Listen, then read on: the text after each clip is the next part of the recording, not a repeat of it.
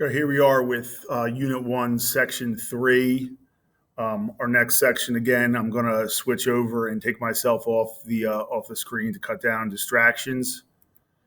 So in Section 3 of Unit 1, we're going to pick it up with after the Nuremberg trials, after the Nazis are punished and Germany is divided. Is Soviet Union, is Joseph Stalin, are they going to keep the promise of letting Eastern Europe have their own elections or not? So let's pick it up there. After World War II, the U.S. policy that was officially proposed by our State Department, which had an official by the name of George Kennan, he proposed a policy of containment with the Russians and with communism. Containment is actually a very simple term. It basically means that you're not going to let the Soviet Union spread communism throughout Europe. And also, you're not going to attack the Soviet Union and try to get rid of communism where it is. So you're just going to contain the problem. You're not going to let it spread to Western Europe.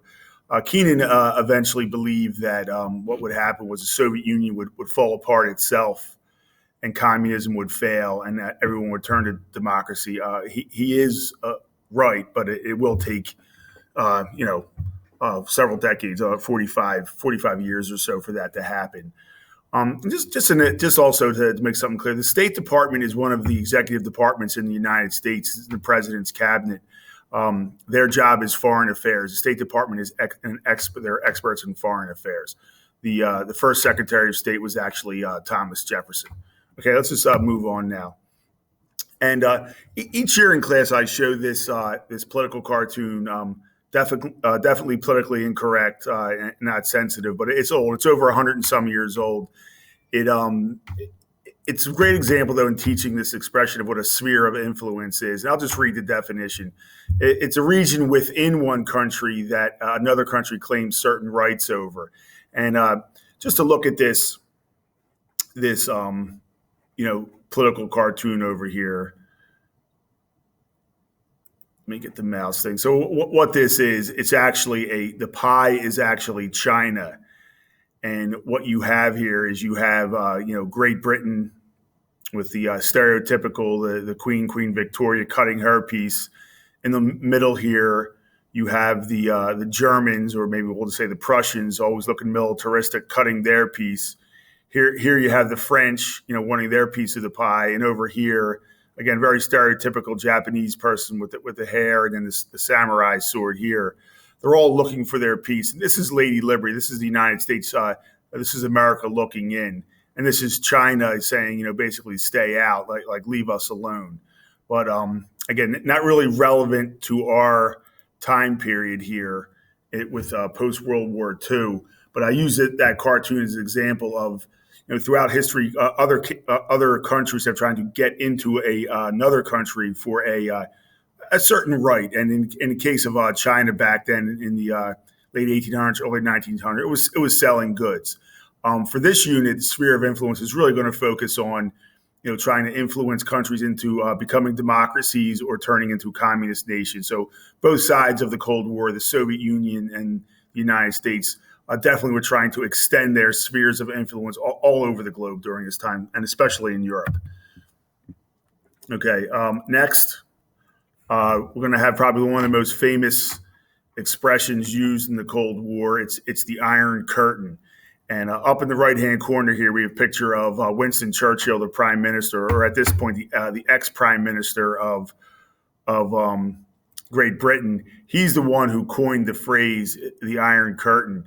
Again, you don't have to watch it now, but there's a little quick 3-minute speech down here. It's called Churchill's Iron Curtain speech. He went to the United States and spoke at a college, and he said an iron curtain has descended across Europe. And what he was talking about was this red line right here, this fictitious line. And on the one side, he claimed that the Russians behind the Iron Curtain were getting ready to attack the West and to spread, communism to all of Europe. Again, Stalin had promised free elections in Europe, but basically what he did was he was able to, with threats, to install what are called puppet rulers in all of these nations in here, East Germany, Poland, all the way down to Bulgaria. Basically, he would find someone in Czechoslovakia, obviously, who was pro-communist, and he would back them and put them into power and hold them into place. So it really wasn't free elections. These Iron Curtain nations are often called satellite nations also.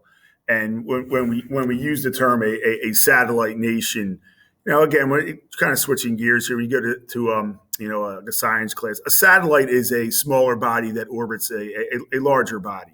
So, for example, the moon is a satellite of the Earth.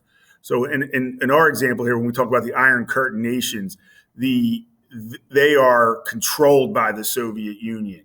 And the real reason that Stalin wanted these Iron Curtain or these satellite nations is in case anyone were to invade Russia again. For example, Napoleon did it in the early 1800s.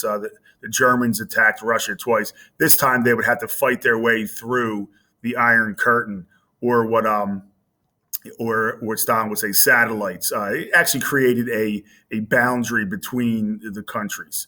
And that was the big reason why he did not want to give them their freedom and allow them to be a border. Let's move on to the next slide now.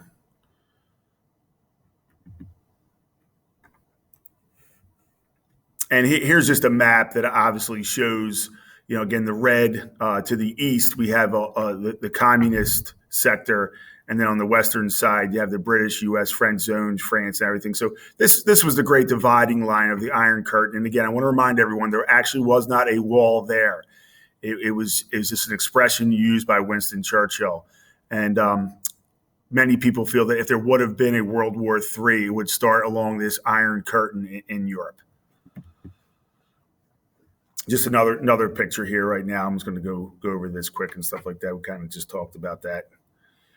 So how was the U.S. going to respond to this? And President Truman, pictured down there in the bottom right-hand corner, he came up with a plan that eventually became known as the Truman Doctrine. And very, very simply, very easy to understand.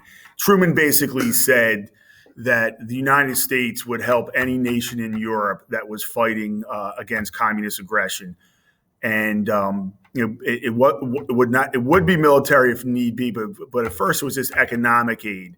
So the Truman Doctrine actually worked first in the countries of Greece and Turkey, where there were two strong communist movements.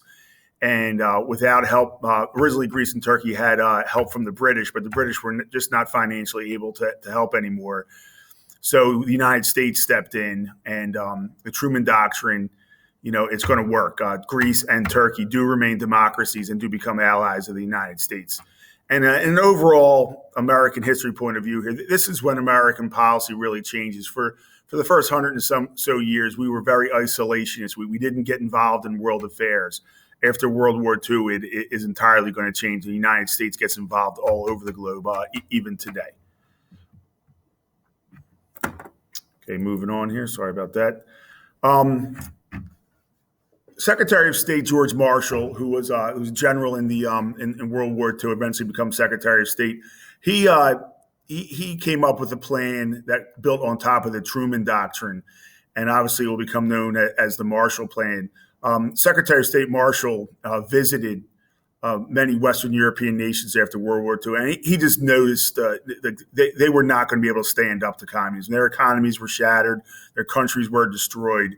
So he proposed what was called the Marshall Plan, which was eventually approved by our Congress, and it offered $13 billion in economic aid to any nation who wanted to accept it. We actually even offered it to the Soviet Union, but they obviously weren't going to accept help from a democratic country. The Soviet Union and their leaders were always saying how bad and how evil the United States was. So to accept aid from your supposed enemy wouldn't work. So money is given to Western Europe, and get more in detail in class, but it worked. The result was communism's appeal did weaken, and we were able to basically keep Western nations democracies and capitalist nations, which and actually helped us and opened up a lot of markets. So the Marshall Plan was a great idea and a great success. And here's just a video if you want to watch on that, which again, we're not going to watch. Okay, that's it for section 3. We'll be back later with section 4. Thank you very much.